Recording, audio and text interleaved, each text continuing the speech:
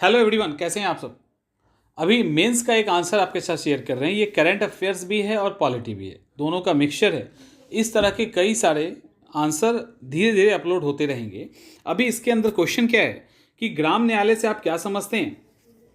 हाल ही में सर्वोच्च न्यायालय के द्वारा राज्य और केंद्र शासित प्रदेश पर ग्राम न्यायालय की स्थापना नहीं करने के कारण जुर्माना लगाया गया है। करंट का ये फैक्ट है। और ग्राम न्यायालय के उद्देश्य से ग्राम न्यायालय अधिनियम 2008 की विशेषता और इसके महत्व का उल्लेख करना है।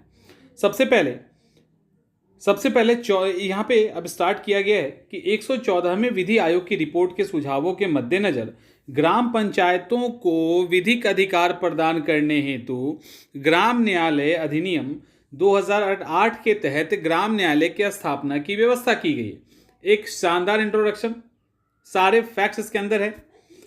इसके बाद इसमें प्रथम श्रेणी के जिला दंडाधिकारी यानी मजिस्ट्रेट समय समय पे गांवों में जाकर आम नागरिकों के दीवानी और फौजदारी मामले का निपटारा करते हैं, जिसमें 2 वर्ष या उससे कम की सजा का प्रावधान हो।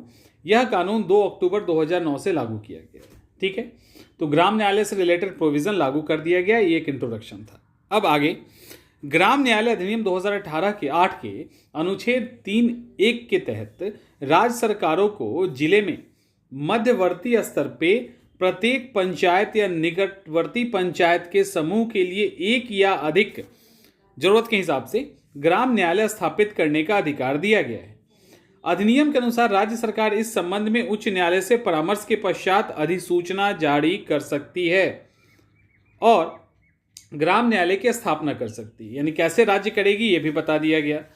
12वीं पंचवर्षीय योजना में केंद्र सरकार ने देश भर में 2500 ग्राम न्यायालय को स्थापित करने का प्रावधान रखा था,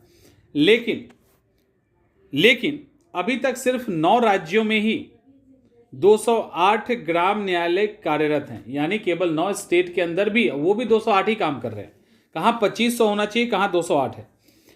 तो ये है इंपॉर्टेंट। उसके अलावा सर्वोच्च न्यायालय ने कुछ राज्य और केंद्र शासित प्रदेश पे को जवाब तलब किया है और ग्राम न्यायालय की स्थापना से संबंधित जवाब भी यानी स्पष्टीकरण नहीं देने के कारण चंडीगढ़, असम, गुजरात, हरियाणा, ओडिशा इन सब राज्यों पे 1-1 लाख रुपए का जुर्माना लगाया गया है।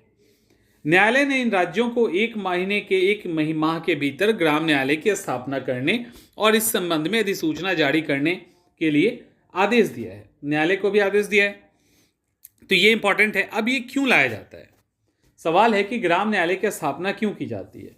तो सबसे सिंपल है कि सबसे नागरिकों को सस्ता और सुलभ और एक तरह से डोर स्टेप न्याय उपलब्ध करवाना, आम नागरिकों तक न्याय व्यवस्था की पहुंच को बढ़ाना, जिला एवं उच्च न्यायालय में वादों की संख्या में कमी लाना, यह भी इसका उद्देश्य है।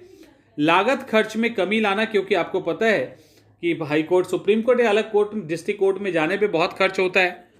विवादों का त्वरित निपटारा, यानी तुरंत ही विवाद का निपटारा हो जाता है। ये छोटा सा इन्होंने एक डिज़ाइन बना दिया है कि ग्राम न्यायालय अधिनियम 2008 की क्या विशेषता है, तो उस पर इस तरह के फ्लो चार्ट जरूर बनाइए। अब विशेषता क्या है, तो इमीडिएट जस्टिस होता है, त्वरित न्याय होता है। 2 साल या 2 साल से कम उम्र के कारावास की 2 साल या 2 साल से कम की कारावास की अगर कोई सजा या उस तरह का मामला है तो उसमें तुरंत निपटारा किया जाता है। समझौते यहाँ पे अच्छा पॉइंट ये है कि समझौते और प्री बार्गेनिंग की व्यवस्था है। यानी दीवानी मामलों में अगर बात किया जाए, फौजदारी में नहीं, पहले दीवानी मामलों में आपसी समझौते और फौजदारी मामलों में प्री बार्गेनिंग के माध्यम से मामलों का निपटारा करने की व्यवस्था की गई है। तो समझौता वहां किया जा सकता है, बार्गेनिंग फौजदारी में किया जा सकता है। इसके बाद अपील का अधिकार, ग्राम न्यायालय के द्वारा जो भी डिसीजन आता है तो दीवानी मामलों के संबंध में जिला न्यायालय और फौजदारी मामलों के संबंध में सत्र न्यायालय, जो एक ही होता है, जिला सत्र न्यायाधीश होते हैं, तो उस मामले में चुनौती दी जा सकती है। उसके बाद चलित न्यायालय यानी मूवेबल कोर्ट होता है। ग्राम न्यायालय एक चलित न्यायालय है, अर्थात इसके लिए किसी भी प्रकार की आधारभूत संरचना की दरकिनार नहीं होती है। जिला मजिस्ट्रेट विवेकानुसार कोर्ट जहां चाहे स्थापित कर लेगा और मामले को निपटा देगा।